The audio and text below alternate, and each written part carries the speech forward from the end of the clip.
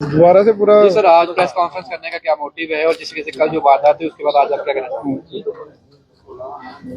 सबसे पहले मैं मीडिया का धन्यवाद करना चाहता हूं जो आज एक बड़े शॉर्ट नोटिस में हमारे साथ यहाँ पे शामिल हुए हैं। हमारे कुछ मुद्दे थे जो हमने कल, आप जानते हैं कि हमने एक गेट टुगेदर रखी हुई थी, एक कन्वेंशन रखी हुई थी, जो कि हमारी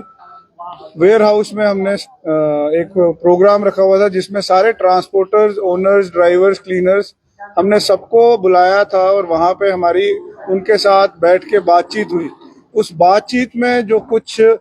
चीजें बाहर उभर के आई थी, जो एक काफी बड़े इशू चल रहे हैं, उनमें इश्यूज थे कि ई बसेस जो हैं, जो कि जम्मू कश्मीर के अंदर पिछले 1.5-2 साल में लाई गई हैं, उन ई बसेस को उन रूट्स पे चलाया जा रहा है जिन रूट्स पे ऑलरेडी ग्रुप्स की बसेस चल रही थी, और उन ई बसेस का कोई टाइम टेबल नहीं है, कुछ चौकआउट नहीं किया गया, और जो बिजी रूट्स हैं उन बिजी रूट्स में ही सब बसेस को मूव किया जा रहा है, जिसमें जो रेवेन्यू जनरेट कर रहे थे डिफरेंट ग्रुप्स की, एसोसिएशन की बसेस, उनका रेवेन्यू भी कम हो चुका है और हमारी जो एक रोजगार बनी हुई थी लोगों की, उस रोजगार पे असर आया है।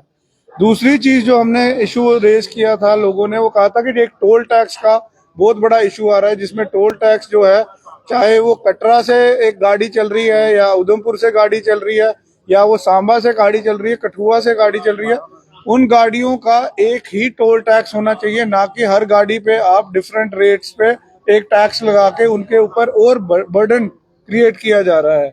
और उसके अलावा हमने जो बात सुनी उन लोगों की, वो सबसे बड़ी थी कि ई चलान किया जा रहा है। ई चलान के जरिए लोगों के गाड़ियों की जो है उनकी फोटोज खींची जाती हैं, कोई आगे से, कोई उनकी पीछे से फोटो खींची जाती है, जिसका उन्हें कुछ बताया नहीं जाता है कि क्या चलान की कॉस्ट है, क्या उनके ऊपर वजह, क्या कारणवश हुआ है जिसे ई चलान की उनके ऊपर चलान किया गया है।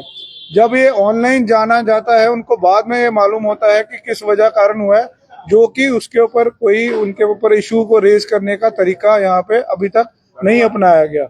उसके अलावा हमने इंटरस्टेट बसेस की बात की, जिसमें इंटरस्टेट की गाड़ियां, बसेस हैं, ट्रक्स हैं, स्लीपर बसेस हैं, जो कि विदाउट एनी परमिशन यहाँ पे आ रही हैं, और जो जेएंडके के ट्रांसपोर्टर्स हैं उनका काम उनका लिया जा रहा है, उनसे काम छीना जा रहा है, उनकी रोजगार पे एक मार की जा रही है। इन इश्यूज को लेके हमने कल का एक हमारा प्रोग्राम था जिसपे हमने काफी लंबा समय दिया और उस पर डिस्कशन किया। लेकिन आप भली भांति जानते हैं कि कल के मीडिया के हमारे इस प्रोग्राम में और ट्रांसपोर्टर्स के प्रोग्राम में कुछ लोग थे जो एक वहां पे भंग करने के लिए वहां पे लाए गए, और उन लोगों के नारेबाजी जो थी वो हमारे डिस्टर्बेंस क्रिएट करने के लिए वहां पे क्रिएट की गई। हम उसकी कड़ी निंदा करते हैं और हमने एक एफआईआर के जरिए एक एप्लीकेशन मूव की है, जिसमें हमने एसएचओ गांधीनगर को एक हमारी एप्लीकेशन का जरिए से हमने ये कहा है कि कल का जो कार्यक्रम हमने रखा था, उस कार्यक्रम में जो भंग डालने आए थे उन लोगों का इस पे एक पूरा ब्रीफ विस्तार किया गया है, और ये बताया गया है कि उन लोगों की क्या मंशा थी और वो क्यों वहां पे आए। हमारे स्पीकर्स की वायर भी काटी गई, और उन चीजों पे उनको गौर फरमाना चाहिए और एक कड़ी इन्वेस्टिगेशन, फ्री फेयर इन्वेस्टिगेशन होनी चाहिए और उन लोगों के ऊपर एक्शन लिया जाना चाहिए। सर, कल जो भी इंसिडेंट हुआ उसके बाद किसी को अरेस्ट किया गया क्योंकि आपने एफआईआर